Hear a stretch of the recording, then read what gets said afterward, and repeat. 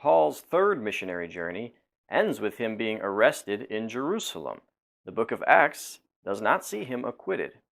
However, Paul did write almost half his letters during the last two verses of the book of Acts and after the events of the book of Acts. A recap of Paul's ministry so far is pretty simple. The first missionary journey is about AD 46 to 48. The second missionary journey is about 49 to 53, including a lengthy stay in Corinth. And the third missionary journey starts later in 53, again from Antioch. Just as Paul spent a lot of time in Corinth on the second missionary journey, he spent 2 years in Ephesus on the third missionary journey. It was mostly positive, but what prompted him to move on finally was a big riot based on trying to preserve honor for the Greek goddess Artemis.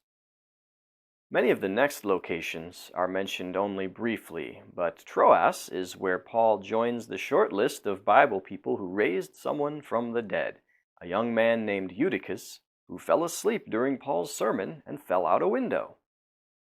Paul realized that more hardships were coming. Eventually he started heading toward Jerusalem where he would be arrested. But before that, he made a stop in Ephesus to see the church there, had kind of a tender moment with the church there, telling them he would never see them again, but he would write. Finally, Acts chapter 21, Paul is arrested in Jerusalem. Similar to Jesus, Paul's fate was in the hands of both Jewish religious leaders and Roman officials. Paul never backed down from what he had been doing. He never backed down from his message about Christ. Therefore, he was arrested and he was imprisoned under Felix, who was the governor of Judea, basically the Pontius Pilate of 30 years later. However, court proceedings being slow is not at all a modern American innovation. Paul spent 2 years in prison, not arrested. Then Festus succeeded Felix as the governor of Judea, and so then it was his turn to deal with Paul. But during their proceedings, Paul appealed to Caesar. The voyage to Rome was not smooth. Acts chapter 27 describes a shipwreck. But eventually, Paul and his escort did make it to Rome. The Bible does not record his defense before Caesar, but according to historic tradition, he was in fact acquitted and spent the next several years doing more mission work before being arrested again eventually and eventually executed, likely at the hands of Emperor Nero. The last thing to look at is when the books of the Bible were written. If you're looking at a table of contents for the New Testament books, you see them in their traditional order. The Gospels are first, followed by the other history book, Acts. Next are Paul's 9 letters to local congregations, followed by his 4 letters to specific individuals.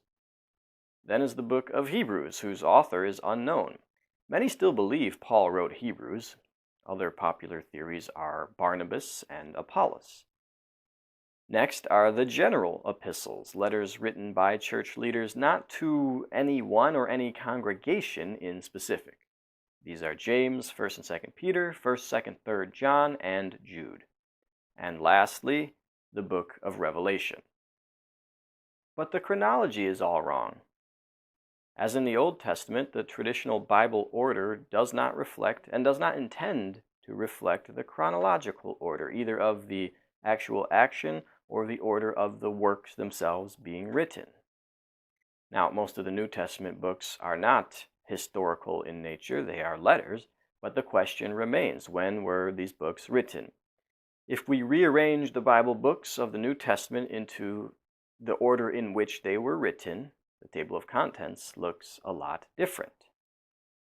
Without going into too much detail, this is a standard conservative estimate of the dates of the New Testament books.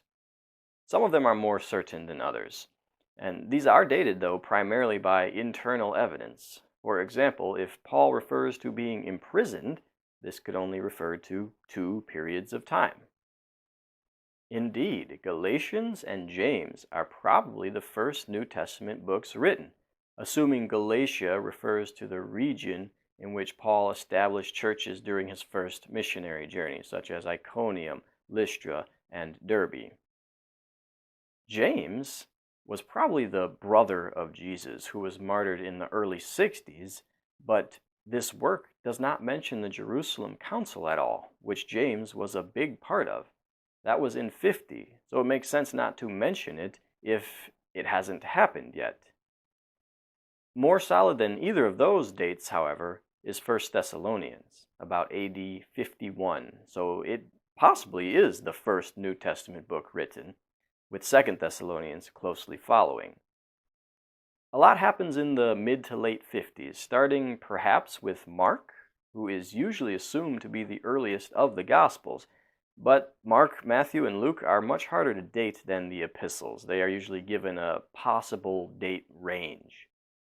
As for epistles, the missionary journeys are mostly complete by now, so all that's left for Paul to write are his prison letters. Paul was essentially a prisoner from about 57 to 62, first in Caesarea, then house arrest in Rome. The more common view is that the prison letters were written from Rome about AD 60. The prison letters are Ephesians, Philippians, Philemon, and Colossians. Then, of course, now that the events of Acts are complete, Acts can be written. And since it does not record Paul being released or any more of his mission work or death, the assumption is that Acts was written not long after the conclusion of its final recorded event. 1 Peter was also probably written around the time of Acts. The rest of the New Testament books were written after the events recorded in Acts, including 2 Peter, both letters to Timothy, the second of which anticipates Paul's death, and then also Jude and Hebrews. Hebrews is dated before 70 AD by an argument from silence, but a very strong argument from silence. It does not refer to the destruction of the temple, which happened in AD 70. Yet this would be an extraordinary omission if it had already happened, given the subject matter of Hebrews. And then there's John. His writings are all dated very late. Tradition has John a very old man when he wrote Revelation from Patmos, and the persecution he speaks of fits Domitian, who is very late 1st century emperor. We don't know how old Jesus' close followers were, but some evidence suggests that they were a bit younger, such as the fact that only one of the apostles was married. So John may not have even needed to make it to 80 in order to write Revelation this late in time. Hopefully this series has given you some insight into the sequence of New Testament events. It can certainly be a little bit daunting, but if you can come away with a little bit more clear, more solid, big picture of the chronology, that's a win. I'm Pastor Clinton. May the God of wisdom increase your understanding of His Word.